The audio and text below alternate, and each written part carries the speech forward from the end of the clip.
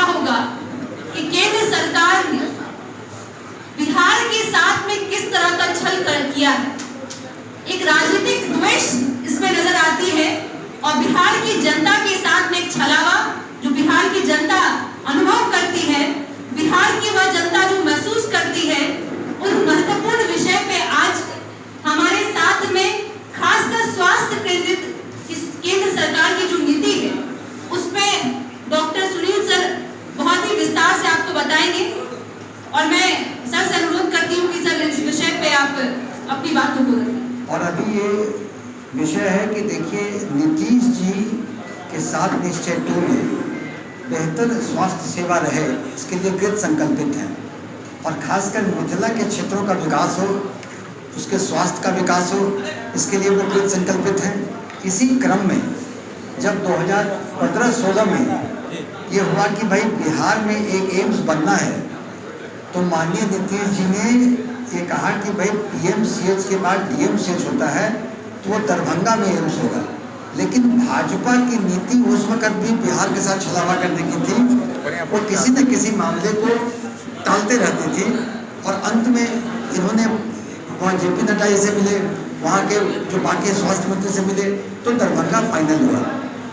Darbhanga final होने के बाद DMCH का परिसर हुआ, उसमें भी केंद्र सरकार को आपत्ति नहीं। इसी क्रम में जब हुआ तो भाई एक शोभने बाईपास के पास राज्य सरकार ने जमीन मुहैया कराई एम्स के लिए। जैसा कि ज्ञात होगा हर जगह एम्स जो होता है वो ग्रीनफील्ड एरिया में होता है। ग्रीनफील्ड एरिया का अर्थात वो खुले में होता है, आप बाकी अन्य एम्स के भी देख लें।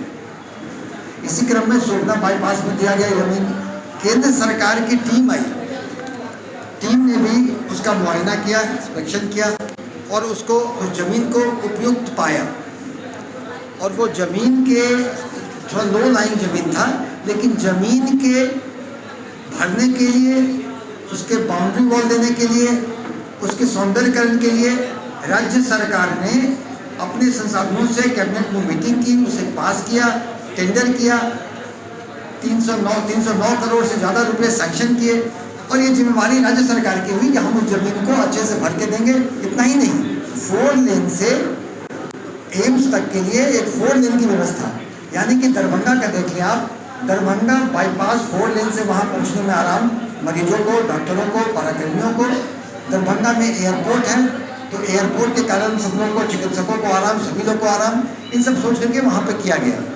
मगर केंद्र सरकार की मंशा बिहार की जनता के प्रति कैसी आप समझ लें, उन्होंने अब इस ग्राउंड पर इसको कैंसिल कर दिया कि ये जमीन मुझे पसंद नहीं है क्योंकि जमीन लो लाइन है।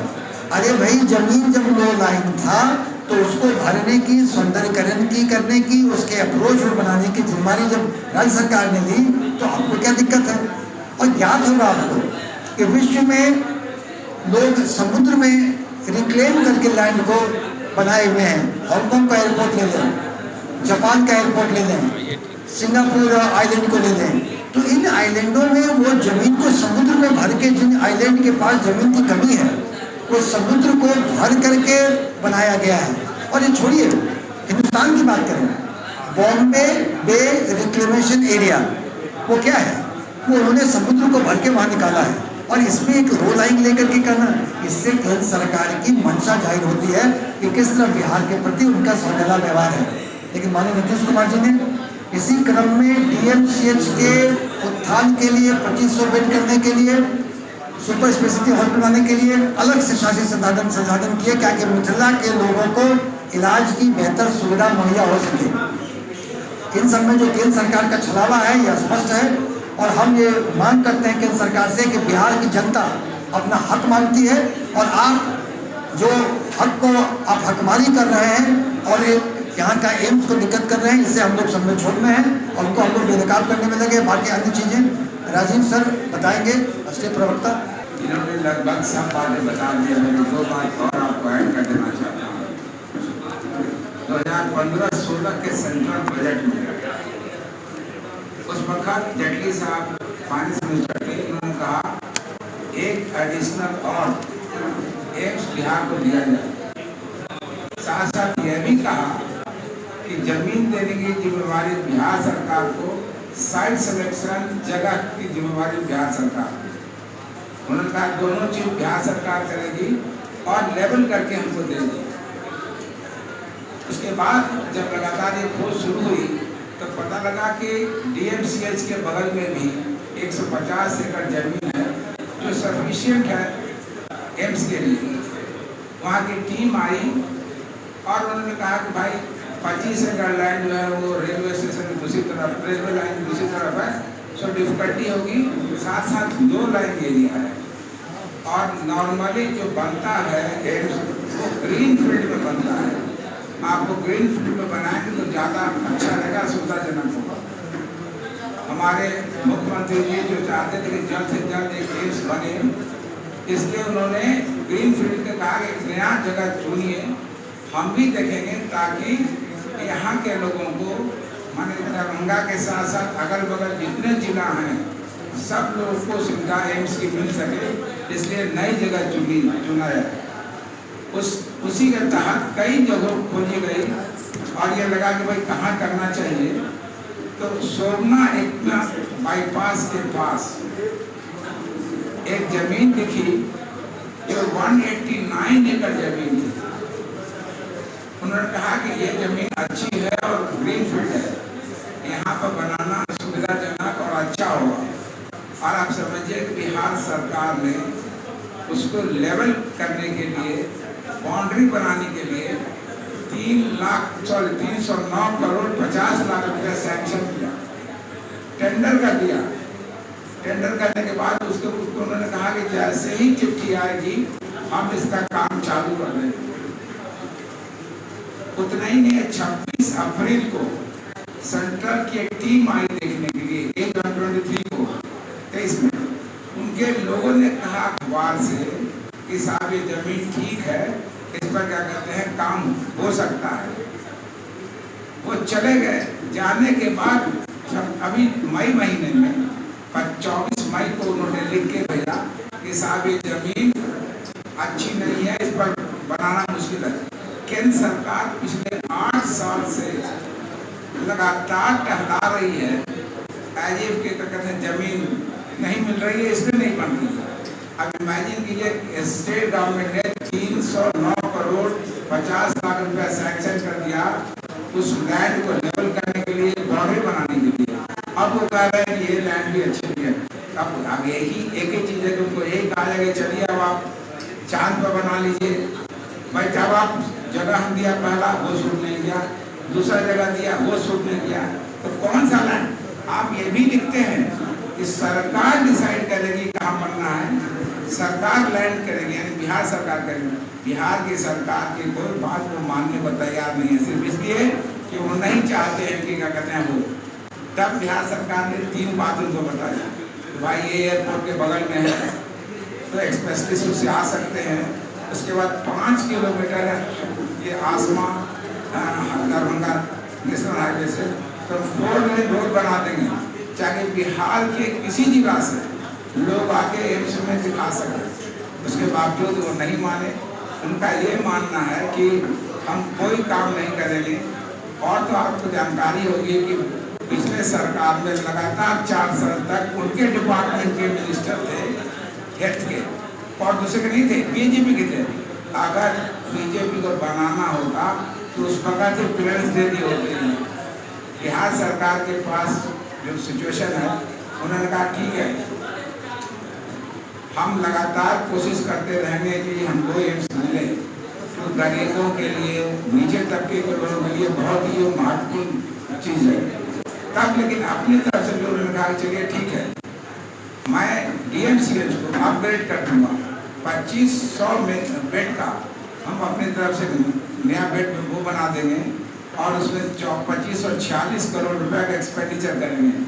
प्रथम चरण में फर्स्ट फेज में 569 करोड़ रुपए का सैंक्शन हो गया है। 400 बेड का एक सर्जिकल वार्ड शुरू किया जा रहा है। केंद्र सरकार के लाख कोशिश के बावजूद भी बिहार सरकार इतनी सक्षम है कि काम कर सकती है। केंद्र सरकार कितना भी कोशिश करे कि साहब हम गरीब को और अति पिछड़ा नीचे तबके के लोग हम कुछ नहीं करेंगे, लेकिन बिहार सरकार तत्पर है और लगातार काम करेगी। ये मैं आपको वादे के साथ कह सकता हूँ।